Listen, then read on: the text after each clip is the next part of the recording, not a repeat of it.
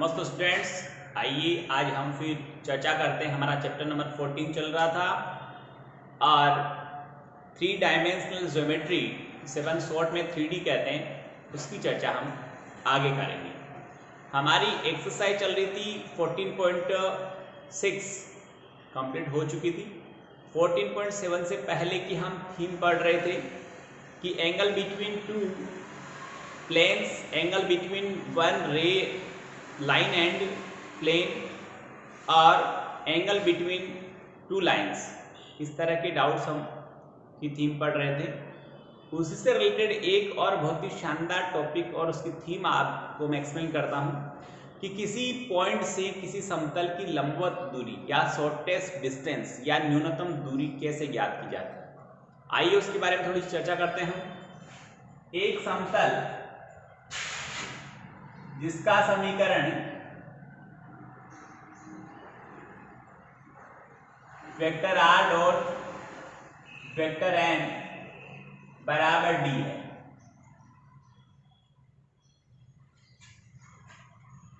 कि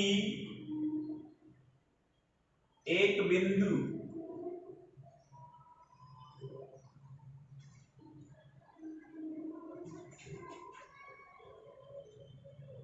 जिसका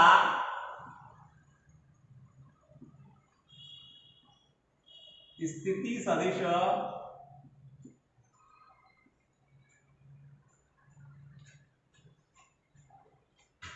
vector A बराबर, सपोज करो हम इसे x1 i के प्लस y1 j के प्लस z1 के है, से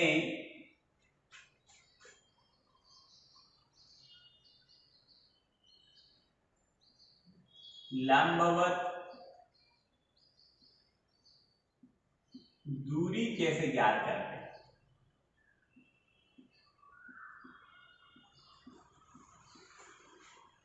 आइए स्टूडेंट्स,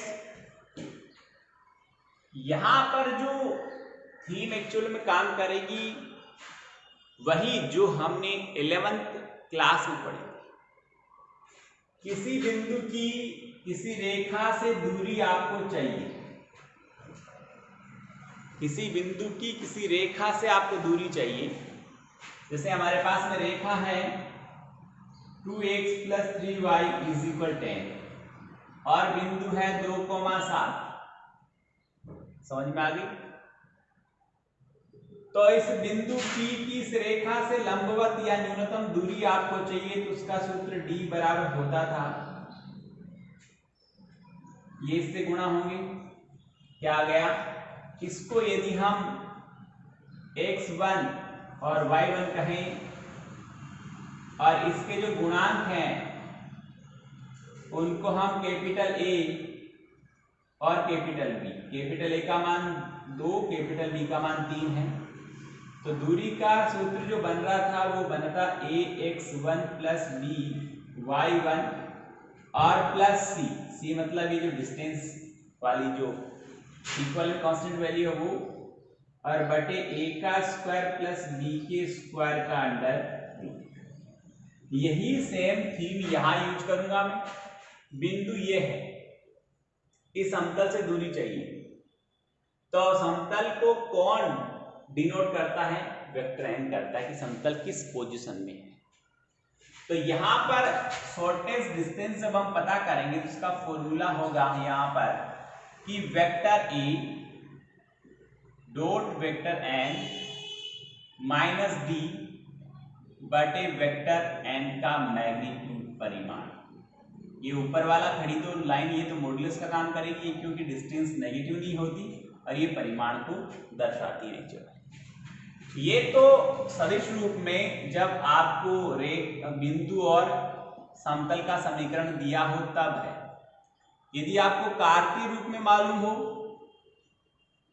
तो स्थिति ये होगी, इस बिंदु A के निर्देशांक हुए x1 y1 और z1, x1 y1 और z1, और जो हमारा वेक्टर n है उसको मैं लिखता हूं ए आई के प्लस बी जे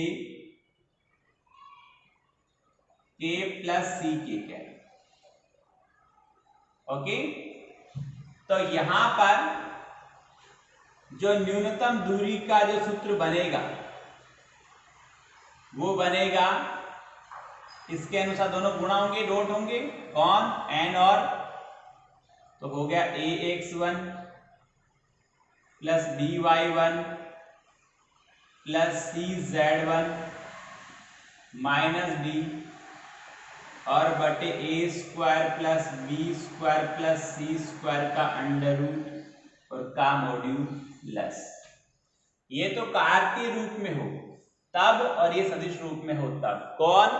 किसी समतल की दिए गए बिंदु से लंबवत दूरी, न्यूनतम दूरी ज्ञात करने का सूत्र है। ये तो है जब दोनों आपको सदिश रूप में दिए हुए हो इस तरह से, और जब कार्तीय रूप में दिए जाते हैं, जैसे कि आपके पास इस समतल का समीकरण जो रहेगा वो A X plus B Y plus C Z और माइनस बी बराबर 0 रहेगा, और बिंदु आपको ऐसे देगा कि x1 y1 और z1 बिंदु से आपको दूरी ज्ञात करनी है। तो इस तरह जब कार्तीय रूप में आपको समीकरण मिलता है किसका, समतल का, तब आप दूरी ज्ञात करेंगे तो सूत्र ये काम में आएगा। और इस तरह से आपको सदिश रूप में समीकरण मिलता है किसका, समतल का, तब आप ये सूत्र काम में लेकर उस दिए गए बिंदु की दिए गए समतल से न्यूनतम दूरी ज्ञात कर सकते हैं। ये एक और नया टॉपिक था 14.7 के पहले का। अब स्टूडेंट्स मैं आपको 14.7 में ले चलता हूं। उसमें क्या क्या है एक बार फिर से मैं पूरा डिफाइन करता हूं ताकि आपको वहां पढ़ने में दिक्कत नहीं हो। फिर कुछ डाउट जो मुझे बताने हैं वो भी आपको मैं एक्सप्लेन करता हूं। ये भी एक टॉपिक है उसका, किसी दिए गए बिंदु से समतल की दूरी ज्ञात करने के लिए कौन सा सूत्र कब काम में लेते हैं, ये मैंने आपको एक्सप्लेन कर दिया, जो कि 14.7 के पहले की थीम है या उसका एक पार्ट है। आगे चलिए,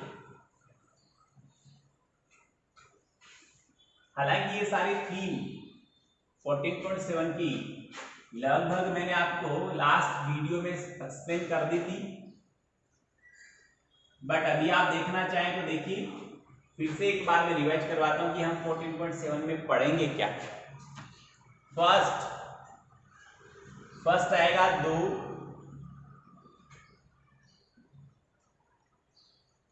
समतलों के मध्य का कोण। एक तो ये पढ़ेंगे, इसमें 2 भाग है। फर्स्ट भाग है इसका, जब आपको समीकरण सदिश रूप में दिया जाए,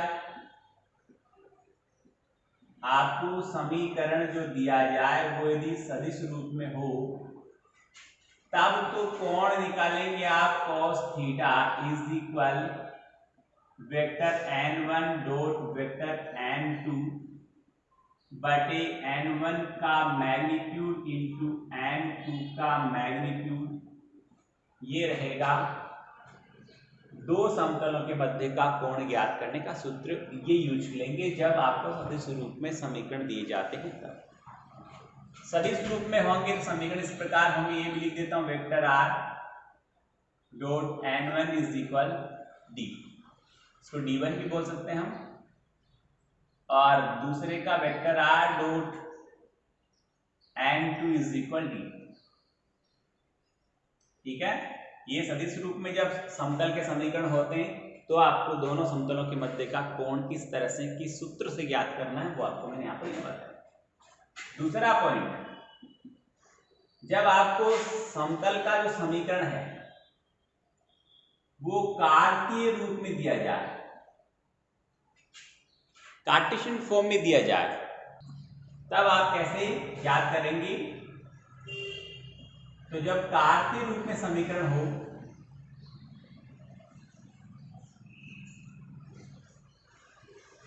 तब हमारे पास cos theta is equal a1 a2 plus b1 b2 plus c1 c2। बटे A1 का स्क्वायर प्लस B1 का स्क्वायर प्लस C1 का स्क्वायर का under dot A2 square plus B2 square plus C2 square. Yes, okay, समझ में आ गया। कार्तीय रूप में इधर समीकरण होता तो इस तरह से होता A1x plus B1y plus C1 z और बराबर D1, और दूसरा आता वो A2x plus B2y plus C2z और इज इक्वल D। ये तो हो गया दो समतलों के मध्य का कोण ज्ञात करने का सूत्र तरीका। जब सदिश समीकरण हो तब क्या सूत्र काम में लेंगे और कार्तीय हो तब कौन सा काम में लेंगे, ये बात हो। फिर देखिए आगे दूसरा आएगा कि एक रेखा हो और एक समतल हो, तब उनके मध्य का कोण किस तरह से ज्ञात किया जाता है। हालांकि ये भी बता चुका हूं आपको मैं, पर एक बार मैं रिवाइज करना चाहता हूं। रेखा तथा समतल, रेखा तथा समतल के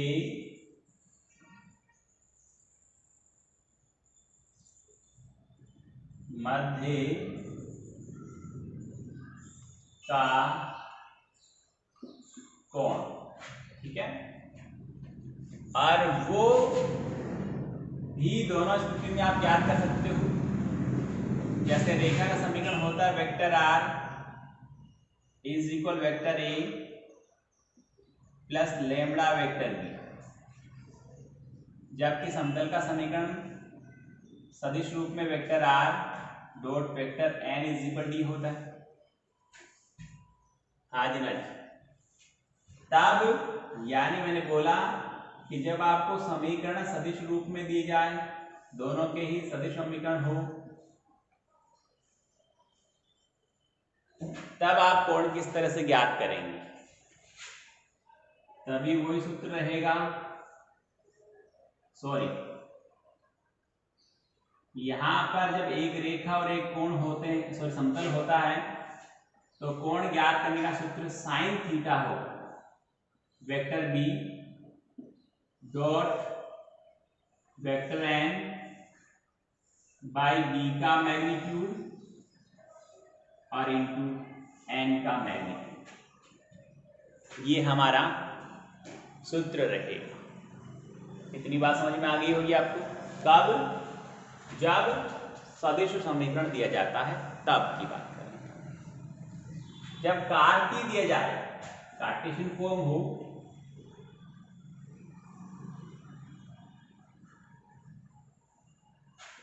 जब कार्तीय समीकरण दिए जाते हैं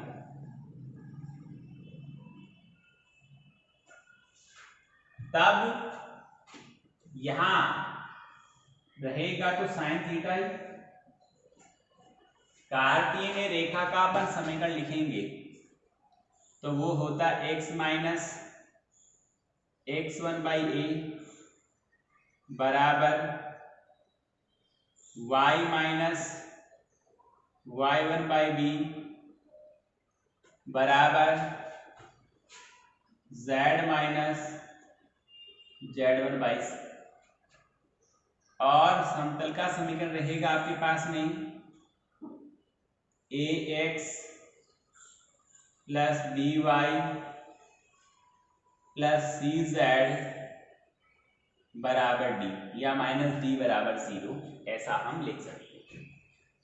इस स्थिति में हम जो कोण ज्ञात करेंगे वो capital A small A, capital B small B, capital C और स्मॉल सी, और नीचे दोनों का मैग्नीट्यूड आएगा। तो किसी भी सदिश का परिमाण उसके अदिश घटकों के वर्गों के योगफल के वर्गमूल के बराबर होता है। ये बात मैं आपको कई बार एक्सप्लेन कर चुका हूं। तो ये दो समतलों के मध्य का कोण ज्ञात करने का सूत्र है। ये एक रेखा और एक समतल के मध्य का कोण ज्ञात करने का सूत्र मैंने आपको एक्सप्लेन किया है। इससे जस्ट पहले मैंने आपको किसी दिए गए बिंदु से समतल की लंबवत दूरी ज्ञात करने का सूत्र एक्सप्लेन किया। आगे बढ़ते स्टूडेंट्स, देखिए 2-3 थीम और बताता हूं ताकि आपको मजा आए। मैं यहाँ पर एक बार बोर्ड पे है, उसको देख लेना, समझ लेना, उतार लेना, मिटा रहा हूं मैं। दो समतल परस्पर लंबवत या समांतर होते तो कौन सी स्थिति बनती है? एक रेखा और एक समतल परस्पर लंबवत या समांतर होते हैं तो कौन सी स्थिति बनती है? इन दोनों को एक बार मैं फिर से क्लियर करना चाहता हूं और इससे डिपेंडेंट जो आपके सवाल आएंगे उनको आप इस तरह से कर पाएंगे। देखिए, पहले तो ये सारी कंडीशंस आप देख लेना, बुक में नहीं मिलेगी आपको। दो समतल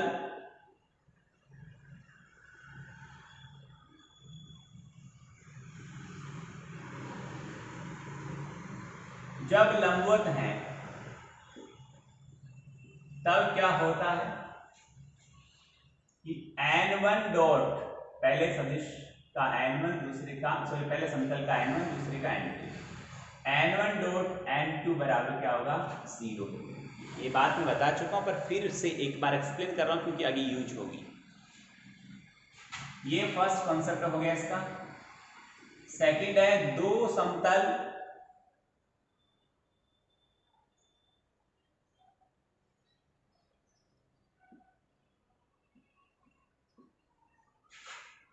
परस्पर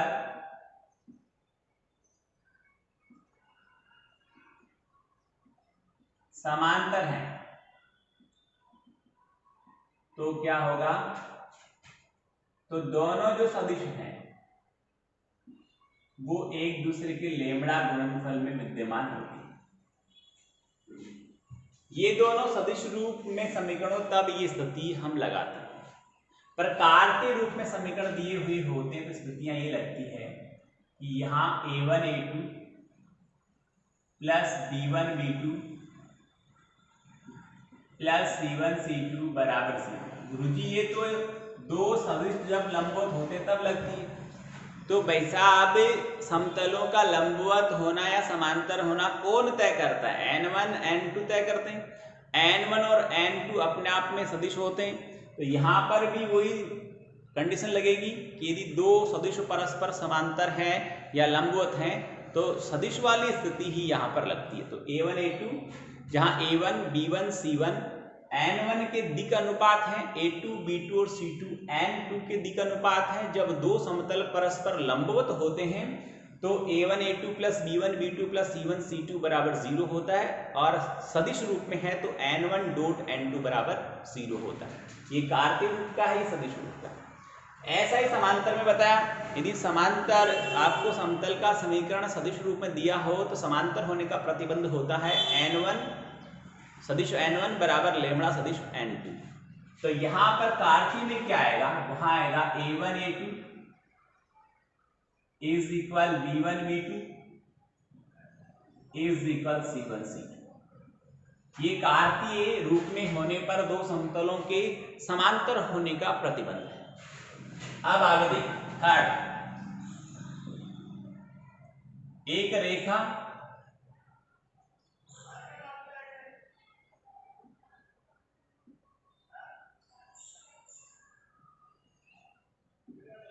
और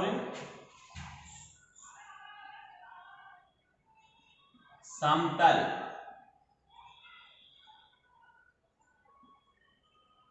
के लंबवत होने पर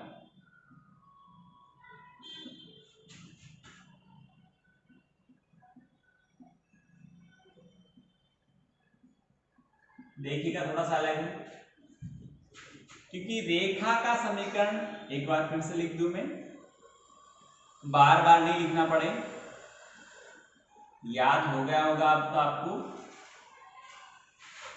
समतल का समीकरण, ठीक है, जब एक रेखा और एक समतल परस्पर लंबवत होते हैं तब वहां प्रतिबंध जो लगता है वो आता है vector B is equal lambda vector N, अर्थात A1 बाई A2 या B1 बाई B2 और is equal C1 by C। यहां देखो मैंने जो ये B है उसको A1i के घटक के रूप में B1j केप और C1k केप से लिया है, और जहां ये सदिश n है इसको मैंने A2i cap plus B2j cap plus C2k cap से लिया। दोनों बातें इस तरह देखिए। अब यहां थोड़ा सा आपके दिमाग में क्वेश्चन मार्क ये आ रहा होगा, सर यहां तो समांतर में ऐसा हो रहा है और यहां आप लंबवत में ऐसा कर रहे हो। इसका रीजन सुनिए, आराम से देखिए आप। एक मैं आपको एग्जांपल लेता हूं। ये एक समतल है और ये एक रेखा है, दोनों लंबवत है। ये प्लेन है और ये एक रेखा, दोनों लंबवत है।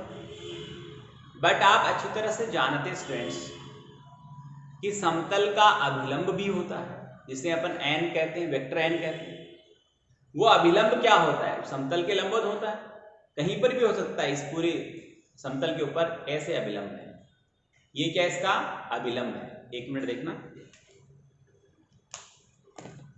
ये इसका अभिलंब है। यानी समतल का समीकरण जब अपन लिखेंगे तो उसमें अभिलंब जरूर होगा। Vector r dot vector n is equal D, तो वेक्टर n उसका अभिलंब होता है और अभिलंब हमेशा समतल के लंब होता है। जैसे मैं जमीन पे खड़ा हूं, आंगन में खड़ा हूं, इस फर्श पे खड़ा हूं, तो मैं इस फर्श तो हो गया समतल, में हो गया उसका अभिलंब।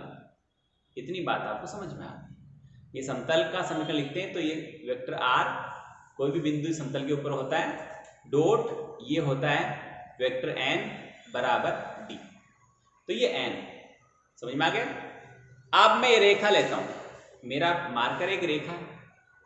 देखना इस समतल, इस डायरी जिसको मैंने समतल माना है, ये रेखा इस समतल के तो लंबवत है, पर आप देख रहे हैं कि ये रेखा इस n के अभिलंब जिसे कहा है, नॉर्मल इंग्लिश में बोलते हैं, नॉर्मल नाम बोलते हैं इंग्लिश में, अभिलंब है जिसे वेक्टर n कहते हैं। उस वेक्टर n के तो रेखा क्या है? समांतर हुई।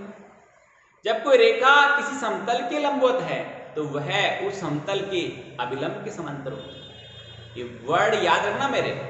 जब कोई रेखा किसी समतल के लंबवत होती है तो वह रेखा उस समतल के अभिलंब के समांतर होती है।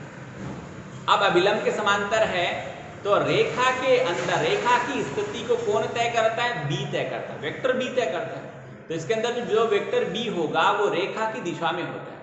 वेक्टर बी रेखा की दिशा में होता है, यानी जिस दिशा में रेखा जा रही है उसी दिशा में बी होता है, यानी रेखा और बी दोनों समांतर होते हैं। तो रेखा इधर जा रही है तो बी की दिशा भी इधर ही होगी, रेखा ऊपर की ओर जा रही है, बी की दिशा ऊपर की ओर होगी, अभिलंब भी इसी दिशा में जा रहा है, तो दोनों सदिश क्या हो गए? समांतर हो गए। सदिश कौन सा? वेक्टर बी रेखा की स्थिति को बी तय करता है, समतल की स्थिति को n तय करता है। तो यहाँ b और n क्या हो गए? समांतर हो गए। n भी, वेक्टर n भी अपने आप में एक सदिश है और वेक्टर b भी अपने आप में एक सदिश है। जब दो सदिश परस्पर समांतर होते हैं तो प्रतिबंध क्या होता है कि दोनों सदिश लेम्डा गुणनफल में विद्यमान होनी चाहिए। दोनों सदिश लेम्डा गुणनफल में विद्यमान होनी चाहिए, यानी या तो कह सकते हैं वेक्टर b बराबर लेम्डा वेक्टर n या vector n is equal lambda vector b। दोनों सदिश परस्पर लेम्डा गुणनफल में विद्यमान होती है। जब दो सदिश समांतर हो तो उनका प्रतिबंध ये होता है। ये तो सदिश रूप में हो तब एक सदिश दूसरे सदिश के लेम्डा गुणनफल में विद्यमान होगी, पर जब समीकरण आपको कार्तीय रूप में दिए जाए तो दोनों सदिश, यदि दो सदिश परस्पर समांतर हैं तो दोनों सदिशों के दिक् अनुपातों के संगत दिक् अनुपातों के गुणनफल का योगफल शून्य होना चाहिए। सुनिए आराम से, दो सदिश जब परस्पर समांतर होते हैं, क्योंकि इसका हम सदिश की बात करने लग गए हैं, कारण क्या है कि इस रेखा के अंदर सदिश एक b पड़ा है और इस समतल के अंदर एक सदिश वेक्टर n पड़ा है, तो दोनों समांतर आए हैं। जब दो सदिश परस्पर समांतर होते हैं तो उनके संगत दिक् अनुपातों के गुणनफल का योगफल 0 नहीं होता है। क्या होता है?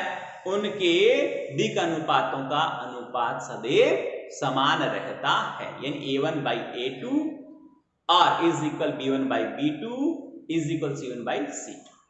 तो जब एक रेखा और एक समतल परस्पर लंबवत होते हैं तब वेक्टर b बराबर लेमड़ा वेक्टर n या फिर a1 upon a2 is equal b1 upon b2 is equal c1 upon c2 तथा यदि रेखा और समतल समांतर होते, देखो ये डायरी के समांतर है रेखा, जब रेखा और समतल समांतर है तो रेखा का b और समतल का n लंबवत हो गए। देख लीजिए आप, देख लो ऐसे भी अभी समांतर है, ये समतल के समांतर है रेखा, देख लीजिए मेरा मार्कर एक रेखा है तो ये समतल के समांतर होगी, पर ये अभिलंब n के तो लंबवत हो गई ना।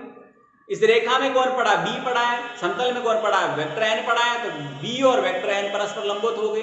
और जब दो सदिश परस्पर लंबवत होते हैं तो उनके दिक् अनुपातों के गुणनफल का योगफल 0 होना चाहिए। समांतर होते हैं तो दिक् अनुपातों का अनुपात बराबर होना चाहिए और लंबवत है तो दिक् अनुपातों के गुणनफल का योगफल 0 होना चाहिए। तो इसी प्रतिबंध को हम आगे ले चलते हैं। देखिए ये तो हो गया एक रेखा और एक समतल परस्पर लंबवत होते हैं तब क्या स्थिति होती है, और आगे वाला रेखा तथा समतल परस्पर समांतर हो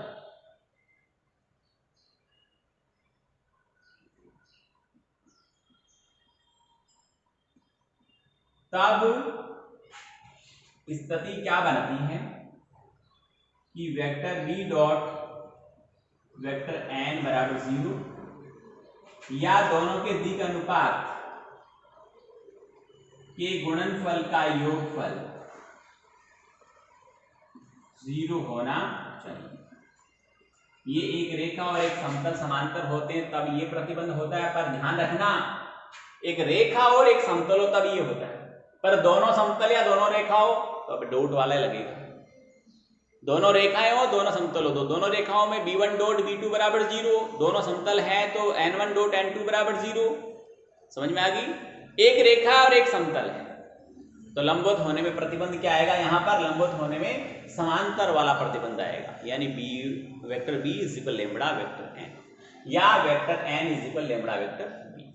ये कॉन्सेप्ट बहुत अच्छा कॉन्सेप्ट है, आपको याद रखना है, इसको समझना है, इसको देखना है कि हो क्या रहा है। दोनों समान हो तब डॉट होगा इसमें लंबवत में, और दोनों अलग अलग हो तब वहां पर समांतर वाला प्रतिबंध लगता है। इसी प्रकार ये हमारा हुआ समांतर और लंबवत का। एक्सरसाइज 14.7 में जो टॉपिक पढ़े वो सारे मैंने आपको बता दिए, 2 पहले बताए थे अभी और 4 कंडीशन ही बता दी। इन 6 कंडीशन के अलावा कोई सवाल नहीं है। टोटल सवाल 10 हैं, 10 में से 6 प्रकार के सवाल अपने इस एक्सरसाइज 14.7 में आपको मिलेंगे। प्रत्येक सवाल को अपनी ओर से हल करना है, एग्जाम्पल सोल्व करना है, देखना है, समझना है, और आ जाए तो उसको फेयर नोटबुक में करना है। एग्जाम्पल को फेयर नोटबुक में करने की जरूरत नहीं है, बट आपको सवाल फेयर नोटबुक में करने हैं। अपना सिलेबस मैंने आपको बता दिया है कि 13 और 14 चैप्टर हमारे टेस्ट में आएगा, और टेस्ट का टाइम टेबल डेट वगैरह आगे की वीडियोस में आपको मैं बता दूंगा। नोटिफिकेशन भी मैंने आपको सेंड कर दिया था इसका टेस्ट का, फिर से नोटिफिकेशन आएगा, उसको देखें और उसके अकॉर्डिंग आप तैयारी करें। तैयारी 101% करें, आपके स्कोर अच्छा आने चाहिए। मार्क्स अच्छे आने से व्यक्ति का मनोबल भी बढ़ता है, स्टूडेंट्स का मनोबल बढ़ता है, कॉन्फिडेंस भी बढ़ता है। कॉन्फिडेंस बढ़ता है तो आपकी सोच बढ़ती है, विचार बढ़ते हैं, आपका सोचने का दायरा बढ़ता है और आप एक अच्छी गति से आगे बढ़ते हैं। तो अच्छी मेहनत करें, पढ़ाई करें, होमवर्क करें। बहुत बहुत धन्यवाद। Thank you.